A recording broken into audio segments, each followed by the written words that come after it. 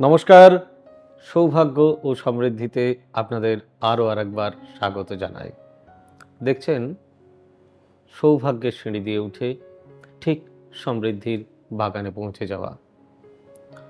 সৌভাগ্য সমৃদ্ধি আজকের বিশেষ অনুষ্ঠান দেবাদিদেব মহাদেবকে নিয়ে। দেবাদিদেব মহাদেব তাকে নিয়ে আমার পক্ষে যতগুলো আমি পড়াশুনো করেছি সেগুলো নিয়ে অনেকগুলো প্রোগ্রাম আপনাদের সামনে ইতিমধ্যেই আমি উপস্থিত করেছিলাম। আরও ভবিষ্যতে করব, দেবাদিদেব কৃপা করলে, এটুকু তো নিশ্চিত। তাহলে আজকে আবার দেবাদিদেবকে নিয়ে নতুন কি, তাই তো? দেখুন, দেবাদিদেব এক অপার করুণার আধার। মানুষের মনে দেবাদিদেবের স্থান সর্বোচ্চ। বলা হয় ব্রহ্মা, বিষ্ণু আর মহেশ্বর এই তিনজনের মধ্যে নাকি প্রধান দেবাদিদেব মহাদেব।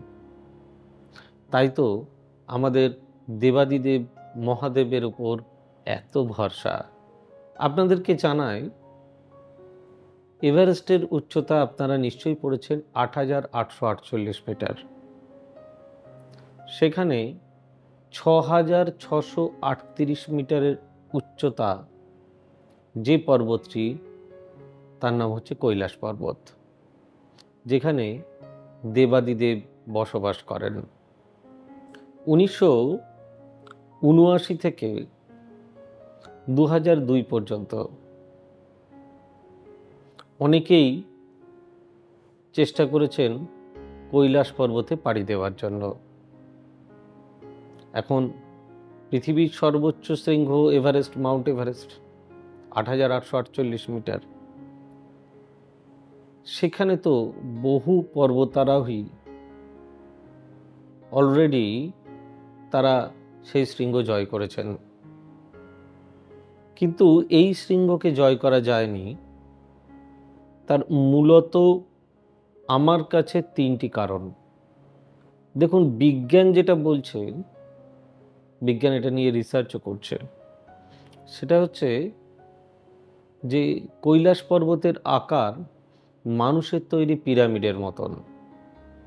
একজন পর্বতারোহী তিনি ঠিকই করে ফেলেছিলেন যে তিনি তার এত বেশি অভিজ্ঞতা, তিনি এত বেশি পর্বতে চড়েছেন, তিনি কৈলাস পর্বত চড়বেন, এটা তার বিশাল ইচ্ছা ছিল। এর আগেও অনেকেই চেষ্টা করেছেন কৈলাস পর্বতে ওঠার জন্য, কিন্তু বারবারই বিফল। তো এই ভদ্রলোকও মনের জোর নিয়ে, ভীষণ মনের জোর নিয়ে এবং তার অভিজ্ঞতার জোরে তিনি উঠতে শুরু করলেন। বেশ খানিক দূর উঠলেন। ওঠার পর তার হার্টবিট যেন ডবল হতে থাকলো, তার হৃদস্পন্দন প্রায় দ্বিগুণ হতে শুরু করলো। এখন সাধারণত পাহাড়ে অক্সিজেনের মাত্রা কমে যায়, সেটা একটা ভীষণ ভয়ের জিনিস। কিন্তু সেখানে সত্যি সত্যি অক্সিজেনের মাত্রা যথেষ্ট ছিল। হঠাৎ করেই তিনি খেয়াল করতে থাকেন তার যেন নখ, চুল এক অদ্ভুতভাবে বাড়তে শুরু করেছে।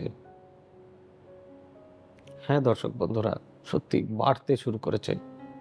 তিনি যেন তার যা বয়স, সেই বয়সের থেকে অনেক বেশি বৃদ্ধ হতে শুরু করেছেন। তার মনে বিশেষ ভয়ের সঞ্চার। সে তো হবেই, কেন হবে না বলুন? এই ভয়ের সঞ্চারের জন্য তিনি আর এগোতে পারলেন না, নিচে নেমে এলেন। শোনা যায় যে সেখানে দুটি হ্রদ, একটা হচ্ছে আপনাদের আগেও বলেছি, একটা হচ্ছে মানস সরোবর আর একটা হচ্ছে রাক্ষসতাল। এই এত কম ডিস্টেন্সের এই দুটো হ্রদ, অথচ একটার জল, মানস সরোবরের জল এত সুন্দর সুপেয় জল, এত মিষ্টি। আর সেখানে রাক্ষসস্থল যেটি বা যেটা রাক্ষস হ্রদ, তার জল ততোধিক নোনতা এবং ততোধিক অপরিষ্কার বলতে পারেন। দেবাদিদেব এই যে মানস সরোবরে এখান থেকে একটা আওয়াজ আসে। আওয়াজটা কেমন? একটা প্লেন চলার মতন, কিন্তু বেশ খানিকক্ষণ সেটা অনুধাবন করলে বোঝা যায় না, এটা একটা ওং আওয়াজ। বিজ্ঞানীরা এটা নিয়ে অনেক রিসার্চের চেষ্টা করেছেন, অনেক রিসার্চ করেও কেউ বলেছেন না এটা বরফ গলে যাওয়ার আওয়াজ, কিন্তু সেটা নিয়ে অনেক কনক্লুশন।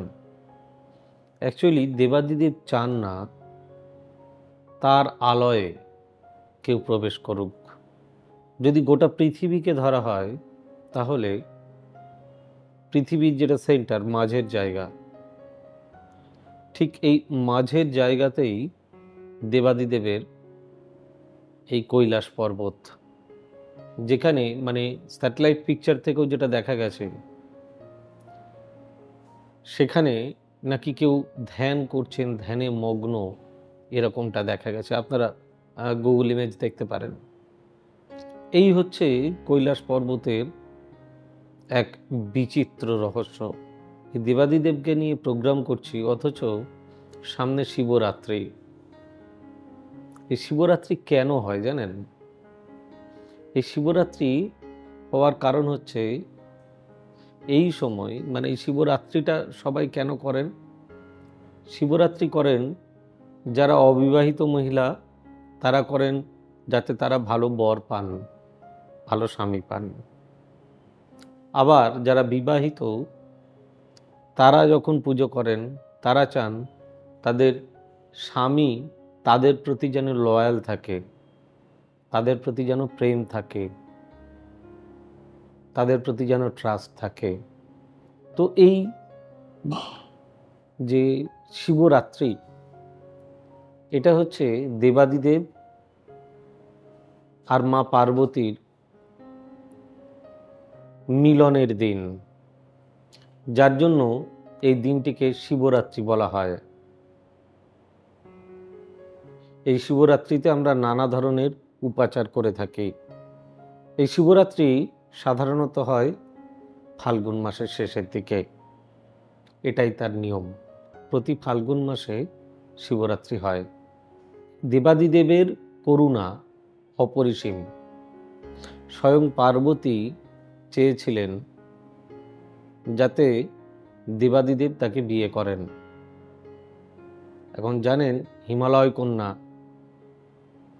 এই পার্বতী, তার কঠোর পরিশ্রম, কঠোর চাওয়া, কঠোর তপস্যা, তার ফলে তাকে এই দিনটার জন্য অপেক্ষা করতে হয়েছিল।